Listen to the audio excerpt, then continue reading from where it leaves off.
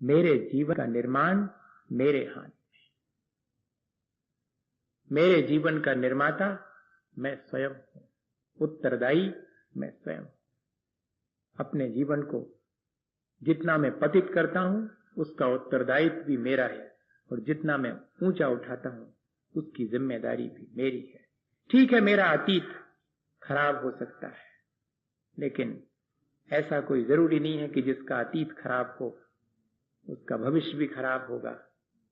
किसी ने लिखी हैं 2 लाइनें कि शानदार था भूत, भविष्य भी है महान, लेकिन कोई अगर संभाले उसे जो है वर्तमान। अगर हम वर्तमान को संभाल लें तो हमारा अतीत और हमारा भविष्य हमारे हाथ में, उसके निर्माता हम स्वयं हैं। और एक छोटी सी घटना सुनाऊं, और आज अपन इस प्रक्रिया पर आराम से घर जाकर के विचार करेंगे, और बहुत सारे प्रश्न मन में उठेंगे जिनका समाधान अपन खोजेंगे कि क्या सचमुच ऐसा है। इतनी बातें सुनने के बाद मन में एक कसमसाहट जरूर लगेगी, क्या ऐसा कर सकता हूं? मैं तो अभी तक यही सोचता था कि मैंने जो पहले बांधा है वो भोगने की मजबूरी है, और मैं तो पूरे जीवन यही देखता आ रहा हूं, पूरा जीवन मेरा गुजर गया। मैंने जब जब भी जहां हाथ डाला मुझे लाभ होना था तो लाभ हुआ, जहां हाथ डाला हानि होना थी हानि हुई। मैं कोई क्या कर सका? मैं तो अत्यंत मजबूर, किसी के हाथ की कठपुतली की तरह मैं अपना जीवन जी रहा हूं। मैंने तो आज तक यही सोचा था, आज ये कौन सी बात कह रहे हैं? विचार करना, मेरी बात को सहसा मान मत लेना। ऐसे तो हम बहुत सारी बातों को मानते आए हैं, किस किस की मानेंगे? अब किसी की नहीं मानना, अपने भीतर झांक करके देखना कि वास्तविकता क्या है, उसको मानना। मैं आपको ये साहस दिला रहा हूं कि जब किसी दूसरे के कही हुई बात को हम फिर से एनालाइज करके देख सकें, अभी हम लोगों के पास ये साहस नहीं है। हम स्वयं अपने जीवन में झांक के देखें कि जो मैंने निर्मित किया है उसकी जिम्मेदारी मेरी है या दूसरे की, या कि मेरे कर्मों की है। कर्मों पर भी अपनी जिम्मेदारी नहीं डालना, कर्म बांधने की जिम्मेदारी मेरी है, बस इतना ही है। लेकिन मेरे जीवन को बनाने में कर्मों का कितना हाथ है, कहीं उससे ज्यादा मेरे अपने पुरुषार्थ का, मेरी अपनी चॉइस का हाथ है। वो उदाहरण बहुत छोटा सा है। एक ज्योतिषी जो भी प्रेडिक्शन करता था वो सही निकलते थे, उसकी सारी भविष्यवाणियां सही निकलती थी। 2 युवकों को उससे ईर्ष्या हुई, उन्होंने कहा परीक्षा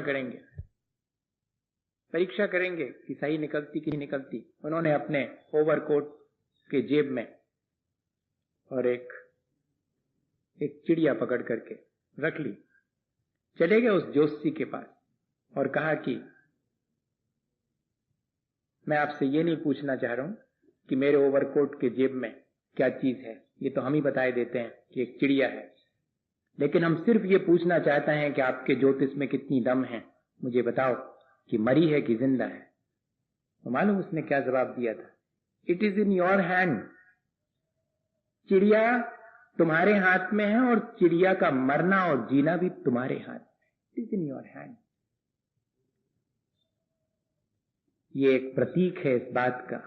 क्यों? क्योंकि वो तो ये सोच के गए थे कि जैसे ही ये कहेंगे कि मरी हुई है तो हम फौरन छोड़ दें कि जिंदा है, और ये कहेंगे कि जिंदा है तो दबाने में कितनी देर लगनी है। तो उसने भी यही जवाब दे दिया कि it is in your hand. चिड़िया का मरना और जिंदा होना वो तुम्हारे अपने हाथ में है।